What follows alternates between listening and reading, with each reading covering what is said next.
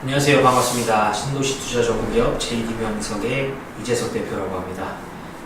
이번 영상에서는 일전에 제가 많이 올려드렸어요. 수원 군공항 이전, 전투비행장 이전을 통한 이제 화홍지구 택지 투자 방법에 대해서 올려드렸고, 이게 시간이 지나면서 어느 정도 이제 구체화돼 가고 있는 시점에서 이제 문의들이 많이 오고 있어요. 그래서 공통적으로 좀 들어오는 질문들, 이런 것들을 영상화로 준비를 해봤습니다. 화면에서 보시면 이제 수원 군공항 이전, 이제 화홍지구 투자할 거면 최대한 빨리 움직여라 라는 이제 내용으로 좀 설명을 드릴 건데, 무조건 빨리 움직이셔야 됩니다. 왜냐하면 왜 빨리 움직여야 되냐면, 결국에는 주민공람공고 1년 전부터 거주를 해야지만 이 이주야 택지 권리 보상을 받을 수 있어요. 이거는 이제 택지 보상 지침에도 나와 있는 내용이고, 수도권 같은 경우에는 이제 공람공고일 1년 전부터 거주를 하고 있어야지만 이 택지를 줄 수 있습니다. 그래서 이 투자 같은 경우에는 이주야 택지를 받지 않으면 큰 의미가 없는 투자이기 때문에 이 사항을 굉장히 중요하게 생각을 해야 된다. 그러려면 결국에는 빨리 내가 주소를 이전해서 거기에 살아야 된다라는 뜻이겠죠. 그럼 투자 가능성은 굉장히 어떻게 되나요? 얼마나 되나요? 이런 질문들 많이 하세요. 근데 제가 그걸 된다 안 된다 이렇게 단정 지을 수 있는 부분은 아니고요. 진행되는 상황들, 오랫동안 경험들 이런 토대로 봤을 때 굉장히 높습니다. 상당히 높고요. 상당히 높다라고 볼 수 있고, 왜 그러냐면 결국에는 국방부 사업이에요. 국방부 사업. 화성시에서도 이제 수원시에 이제 단독적인 이제 수원시만을 위한 사업이다라는 식으로 해서 이제 소송도 진행을 했는데, 결국에는 이제 국책사업이라고 봐서 이제 결국 기각을 시켰어요, 법원에서. 그래서 이거는 이제 국책사업이다, 이제 뭐 수원시만을 위한 사업으로 볼 수는 없다 해서 이제 기각을 시켰었고, 그리고 이제 기본적으로 정해져 있는 단일 예비지에서 이제 수원시가 이걸 확정 예비 후보지로 확정을 시키기 위한 이제 수원시 법적 대응 서류를 지금 준비를 하고 진행을 하고 있다라고 합니다. 이거 같은 경우에 이제 수원시에서 제가 확인을 다 해본 얘기고요. 그리고 경기도시공사와 MOU 체결까지 돼 있는 상태고요. 이것도 뭐 도시공사에 다 확인을 해본 결과고요. 그리고 이제 수원시가 이제 소원 보상으로 여태 동안 보상을 해줬던 금액이 누적액이 1,600억이 넘는다고 합니다. 그렇기 때문에 이제 수원시는 당연히 이걸 이전을 해야 되는 지금 상황인 거고요. 그리고 이제 국방부에서 봤을 때도 어느 정도 진행될 수 있는 가능성이 굉장히 높다, 이런 부분들을 봤을 때 이렇게 이제 생각이 들고, 그래서 가능성이 굉장히 높다라고 이제 말씀을 드릴 수 있겠습니다. 그럼 지금 현재 투자할 곳이 있습니까? 투자할 곳은 있습니다. 그래서 토지 상태에서 건축을 하셔서 진행하실 수 있는 부분들도 있고요. 그리고 이미 건축 상태에 있는 것들을 분양을 받아서 내가 빨리 주소 이전을 해놓는 방법들도 있습니다. 그래서 그 상황과 이런 뭐 금액적인 거와 본인의 상황에 따라서 좀 유동적으로 움직일 수 있는 거니까요. 이런 것들은 언제든지 좀 연락을 주시면 제가 편하게 상담을 드리도록 하겠습니다.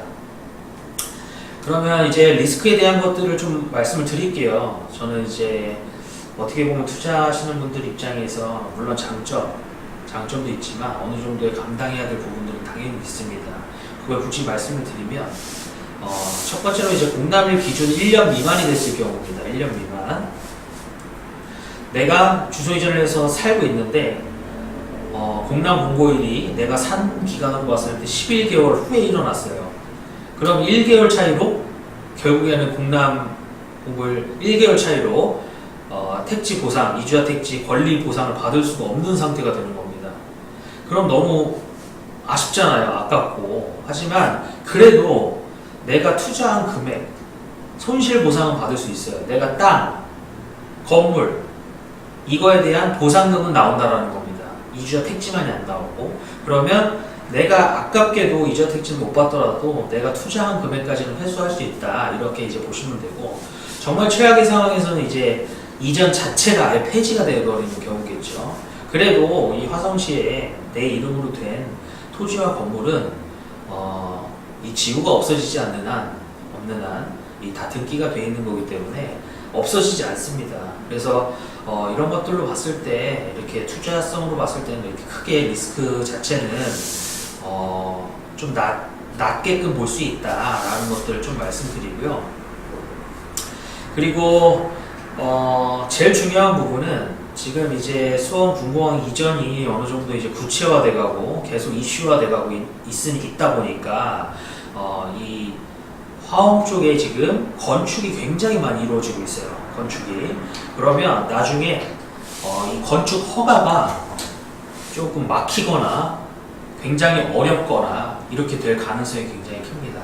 그러면 반대로 얘기하면 내가 결국엔 투자를 마음 먹어도 건축이 늘어지거나 허가가 어렵다면 결국에는 그 1년 전에 살 수 있는 가능성도 자연스럽게 낮아진다는 거예요. 그래서 이 투자는 어느 정도 내가 확신이 쓰면 무조건 빨리 진행을 해야 된다. 이런 겁니다.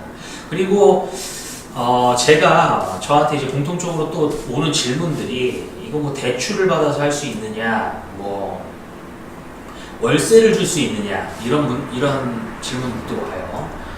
월세를 주면 이주택지 나올 수 없고요. 내가 거기에 거주를 하고 있어야 됩니다. 내 이름으로 된 내 건물, 정상적인 허가받은 건물에 내가 직접 살고 있어야 되는 전제 조건이 붙어요.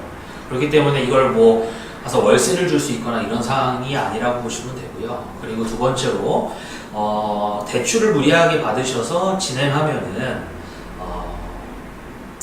좀 그러한 분들한테는 이렇게 추천드리고 싶지는 않아요. 이게 뭐 월세를 받아서 대출 이자를 감당해낼 수 있는 부분도 아니니까 어느 정도 내가 투자로 생각해둔 금액대에 들어온다면 과감하게 하실 수 있지만 이거를 뭐 대출까지 이용해서 이 투자를 한다라는 거는 그렇게 이렇게 추천해드리고 싶지는 않습니다. 네, 그래서 어찌됐든 간에 이 화홍지구는 지금 현재 이런 상태고 이렇게 진행이 되고 있는 상태라고 보시면 되고, 그리고 이게 성공될 가능성은 저는 이제 개인적으로 90% 이상이라고 보고 있고요. 그렇기 때문에 아직도 좀 고려를 하고 있는 분들은 내 기준에 어느 정도 맞다 싶으면은 정말 과감하게 한번 해봐도 나중에 이제 좋은 결과가 있지 않을까 이런 생각을 합니다.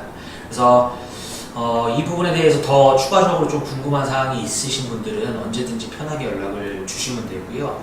그리고 전화를 주시고 저도 한번 만나보고 그리고 현장도 직접 같이 가보고 이런 이제 노력들이 좀 필요합니다. 그러니까 언제든지 연락을 주시면 감사하겠습니다. 네, 그래서 지금까지 이제 화홍지구에 대한 투자 설명을 조금 마치고요. 이제 앞으로 화홍지구에서도 또 나오는 이제 새로운 이슈들이나 이런 것들이 있을 때마다 이런 영상으로 만들어서 이제 업로드를 해드리도록 할 테니까 항상 저희 채널 이제 좋아요와 구독 항상 좀 눌러주시고 관심 많이 가져주시면 감사하겠습니다.